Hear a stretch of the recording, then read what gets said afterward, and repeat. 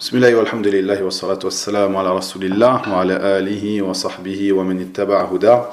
Amma ba'du, cette nuit, la nuit du 17 du mois de Rabi'an al-Awwal de l'année 1443 après la hijra de notre prophète Muhammad sallallahu alayhi wa sallam, nous entamons le 5e cours de notre série de cours sur le commentaire de ce livre de l'allama Cheikh Mohammed Taqiyuddin al-Hilali al-Maghribi rahimahullah ta'ala, ce livre intitulé L'épreuve de l'évangile. Avant de commencer, pour introduire le cours d'aujourd'hui, avant de commencer et de continuer la lecture de cette partie ou ce sous-chapitre intitulé La proclamation explicite dans l'évangile que Jésus, alayhi salam, est un serviteur d'Allah, est un serviteur de Dieu, tabaraka wa ta'ala, je dirais en introduction, et ceci en réponse à une interrogation qui a été envoyée par notre frère Jazallahu khairan, le frère Muhsin, hafidahullah, qui par cette interrogation est venu enrichir le cours, qu'Allah lui récompense en bien, concernant quelques interrogations que beaucoup peuvent avoir, en particulier des gens qui, comme lui, peuvent avoir des membres de leur famille chrétiens. Parmi ces interrogations, nous trouvons le fait que certains, parmi les chrétiens, imputent à l'évangile ou aux évangiles qui se trouvent dans la Bible ou à la Bible en général, que cette dernière est la parole de Dieu. C'est-à-dire que certains parmi les chrétiens, nous les trouvons, qu'ils reconnaissent ou qu'ils accordent aux musulmans que le Coran est la parole d'Allah, tabaraka wa ta'ala, mais ils disent que, et ceci fait partie de leurs ambiguïtés ou des ambiguïtés de certains, et bien sûr les ambiguïtés à ce sujet sont nombreuses, certains imputent à la Bible d'être aussi, comme ils le disent, la parole de Dieu. Et concernant cette interrogation, je pense que dans le cours précédent, dans l'introduction du cours précédent, il y avait ce qui répondait clairement à cela. Lorsque j'ai expliqué ce que la Bible, le résumé de ce qu'était la Bible, que la Bible regroupait l'Ancien Testament, de même que le Nouveau Testament, et le Nouveau Testament regroupait les lettres de Paul, de Tarse, Saint Paul comme il l'appelle, de même que les 4 évangiles. Et lorsque j'ai expliqué que les 4 évangiles ne sont en aucun cas cette révélation qui fut descendue sur Isa alayhi salam, que nous les musulmans, ou en laquelle nous les musulmans croyons, l'Injil, l'évangile qui est unique. Et eux, ils appellent les 4 évangiles, et comme je l'ai dit, ce sont des paroles qui sont rapportées par 4 personnes, à propos desquelles il y a beaucoup de divergences sur leur personne exacte, et ces divergences du fait qu'il n'y a pas de chaîne de transmission qui remonte vers eux, ni de chaîne de transmission qui remonte de eux jusqu'à Al-Masih et Isa alayhi salam, Jésus le Christ alayhi salam. Et ces personnes rapportent des points de la vie du Christ alayhi salam et parfois ses paroles. Mais comme je l'ai dit, il n'y a aucune chaîne de transmission, c'est-à-dire qu'il n'y a aucune chaîne viable remontant ou liant ces personnes, c'est-à-dire liant ces personnes qui sont les auteurs de ces évangiles à Jésus, fils de Marie, fils de Mariam, alayhi salam. Ceci, je l'ai expliqué et détaillé dans le cours précédent. Il faut savoir aussi que parmi les choses qui sont des traits caractéristiques de ces livres, la Bible en général et en particulier donc ces évangiles, bien sûr, j'avais abordé le sujet des lettres de Paul et je les aborderai ou j'aborderai le sujet plus en détail dans les cours prochains. Car la personnalité de Paul de Tarse, Saint Paul comme il l'appelle, est une personnalité très importante au sein du christianisme. Et afin de bien comprendre la croyance des chrétiens, il est important de bien connaître cette personne, car comme je l'ai dit au cours précédent, c'est bien lui le premier à avoir soulevé le point que, selon lui, ou à avoir rapporté cette fausse croyance, la croyance que Jésus est le Fils de Dieu, ou il est Dieu lui-même. Et il a soulevé ce point-là dans plusieurs de ses lettres, alors que nous ne trouvons pas cette chose dans les évangiles, et c'est pour cela, et ceci est donc le sujet de notre cours et le sujet du livre de Cheikh, rahimahullah ta'ala, où il rapporte des preuves venant même de ces évangiles, montrant que Jésus n'est pas le Fils de Dieu. Un point très important, et comme je l'ai dit précédemment, un trait caractéristique de ces évangiles, le fait qu'ils sont remplis de contradictions. Et ceci, les chrétiens eux-mêmes ne peuvent le nier. Et je rapporterai ici simplement en réponse à cela la parole d'Allah tabaraka wa ta'ala dans le Coran, où il dit azza wa jal أفلا يتدبرون القرآن ولو كان من عند غير الله لوجدوا فيه اختلافا كثيرا. Dans le sens de ces paroles, tabaraka wa ta'ala, ne méditent-ils donc pas sur le Coran? S'ils provenaient d'un autre qu'Allah, ils y trouveraient certes maintes contradictions. En effet, le Coran est clair et nous ne trouvons pas dans le livre d'Allah Azza wa Jal de contradictions. À l'inverse de ces livres qui ont été écrits par la main des hommes, les 4 évangiles, les lettres de Paul, etc. Parmi ces traits qui les caractérisent, les nombreuses divergences et contradictions que nous trouvons à leur sein. Et ceci est encore une preuve nous montrant que, en aucun cas, la Bible est la parole de Dieu. Il faut savoir que parmi les choses qui mènent le chrétien à dire que la Bible est la parole de Dieu, et ceci est connu dans leurs églises, lorsque leurs prêtres ou leurs moines ou leurs clergés lisent la Bible, ils disent que ceci est la parole de Dieu. Voici la parole de Dieu. Ceci revient à ce que nous sommes en train d'expliquer dans le commentaire de ce livre, le fait que pour eux, Dieu est Jésus, ou Jésus est une partie de Dieu, ou est le troisième des trois, ou est le Fils de Dieu. Bien sûr, tout ceci, ou ces croyances, sont des croyances que je détaillerai un peu plus au fur et à mesure que nous étudierons le livre, de même que lorsque j'aborderai le sujet de la Trinité. Comme je l'ai dit dans le cours précédent, la Trinité fait partie des 3 croyances fondamentales des chrétiens. Et la Trinité, si tu demandes à un chrétien lambda, comme un chrétien de leur clergé, de t'expliquer clairement ce que la Trinité veut dire, ils ne pourront jamais te l'expliquer, comme je l'ai dit clairement, avec clarté, de manière à ce que nous puissions comprendre ce qu'ils veulent par cela. Au point que certains, parmi les membres de leur clergé, ont affirmé cela. Dans certains de leurs livres, le fait que la Trinité expliquée par l'Église est quelque chose d'incompréhensible. Et ceci, j'y arriverai. Donc ici, je soulevais ce point simplement pour comprendre ou nous aider à comprendre pourquoi les chrétiens disent la Bible est la parole de Dieu. Car, comme je viens de le dire, la Bible, dans le Nouveau Testament, nous avons dans ces 4 évangiles des paroles soi-disant rapportées de Jésus. Et ces paroles rapportées du Christ, étant donné que les chrétiens estiment, et ceci selon certains de leurs courants, comme je l'ai dit, il y a aussi des divergences au niveau de l'Église, etc., mais estiment que Jésus est le Fils de Dieu, ou Jésus est Dieu lui-même, ou est le troisième de 3, comme je l'expliquerai plus tard. Voici l'explication pourquoi ils disent que la Bible est la parole de Dieu. Mais si nous faisons tomber ceci, c'est-à-dire cette croyance que Jésus est le Fils de Dieu, ou qu'il est Dieu lui-même, à partir de là, nous faisons tomber aussi cette croyance que la Bible est la parole de Dieu. Une dernière chose, une ambiguïté que nous pouvons trouver chez les chrétiens lorsqu'ils disent que Jésus est le Fils de Dieu, lorsqu'ils disent que, et ceci est une analogie qui n'est basée sur aucun facteur déterminant clair et solide, lorsqu'ils disent que le fait que Dieu a créé Isa alayhi salam, a créé Jésus dans le ventre de sa mère Maryam alayhi salam, Marie, et qu'elle l'a enfanté sans avoir été au préalable mariée puis fécondée. Et ceci est comme si, comme ils le disent, comme si ceci voulait dire que Jésus est le Fils de Dieu. Ceci est une analogie qui est fausse et qui ne tient sur rien et qui ne tient même pas sur la raison.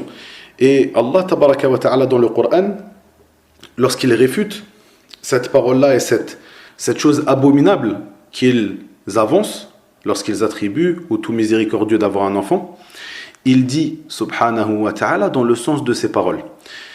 Il dit, pour Allah, Jésus est comme Adam. qu'il créa de poussière, puis lui dit sois, et il fut.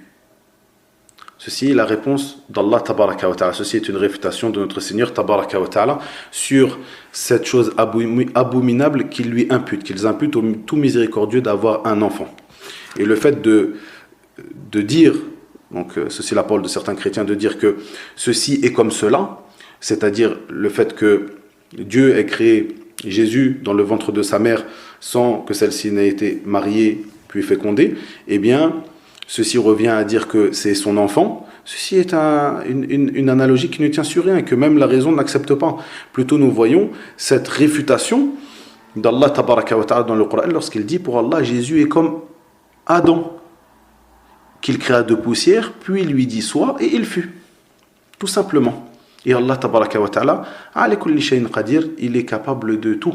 Et il est omnipotent, subhanahu wa ta'ala.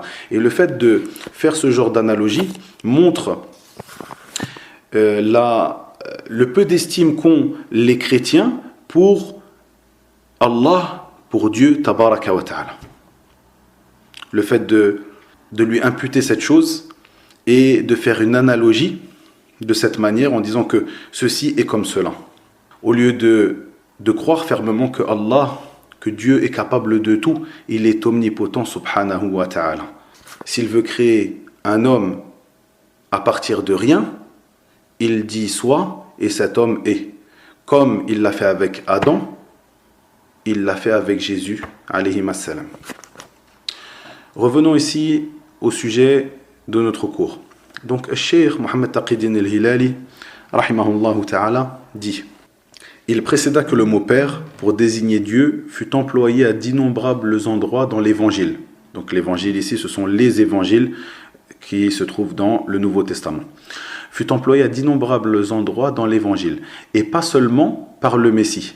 Ce mot, pour désigner Dieu, par le mot Père, comme ils l'ont traduit, rappelez-vous que la Bible que nous lisons est une succession de traductions, d'une langue à une autre, et comme l'a montré et éclairci Cheikh, comme je l'ai lu dans le cours précédent, le fait que beaucoup d'erreurs de traduction sont arrivées dans ces traductions de la Bible.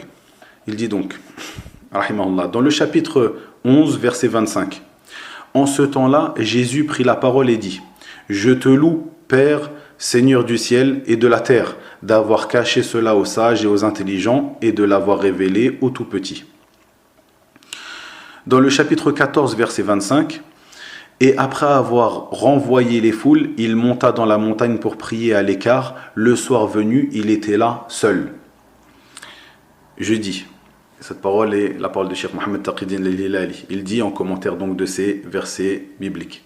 Je dis, s'il était Dieu, c'est-à-dire, il parle de Jésus. S'il était Dieu ou une partie de Dieu, comment peut-il prier? Donc cette personne, Jésus, le Christ, alayhi salam, de qui vous prétendez qu'il est Dieu ou une partie de Dieu, comme c'est la croyance de la Trinité, ou une partie de Dieu ou le Fils de Dieu, je dis, s'il était Dieu ou une partie de Dieu, comment peut-il prier? Car attention, cette invention sur le fait que Jésus est le Fils de Dieu, selon eux, pour eux, implique quand même les fondements de la Trinité, qui est que trois, mais un seul à la fois. Donc chacun de ces trois, le Père, le Fils et le Saint-Esprit, regroupe, ils sont trois entités, mais sont une seule entité qui est l'entité divine. Donc même s'ils disent le Fils de Dieu, ils lui imputent quand même d'avoir une partie de la divinité en lui. Et je reviendrai encore plus tard dans l'explication de la Trinité, car c'est quelque chose qui est assez compliqué. Mais ceci est un résumé. Trois personnes différentes pour désigner une seule personne, c'est-à-dire que la partie divine se trouve dans ces trois personnes qui sont des personnes différentes, le Père, le Fils et le Saint-Esprit, mais chacun ont cette part divine en elle. Donc il dit, Cheikh Mohammed Taqiyuddin al-Hilali, rahimallah, je dis, s'il était Dieu ou une partie de Dieu, comment peut-il prier alors que la prière n'émane que du serviteur indigent qui a besoin de la miséricorde d'Allah, comme il le dit subhanahu wa ta'ala dans la sourate Fatir, le Créateur, verset 15, selon une traduction du sens. Ô hommes, vous êtes les indigents ayant besoin d'Allah, et c'est Allah, lui qui se dispense de tout, et il est le digne de louange. Et il dit dans la sourate Maryam, Marie, selon la traduction du sens, tous ceux qui sont dans les cieux et sur la terre se rendront auprès du tout miséricordieux, sans exception, en serviteurs. Puis, Cheikh de dire, dans le chapitre 15, versets 21 à 28, se trouve l'histoire de la femme cananéenne qui renferme plusieurs points.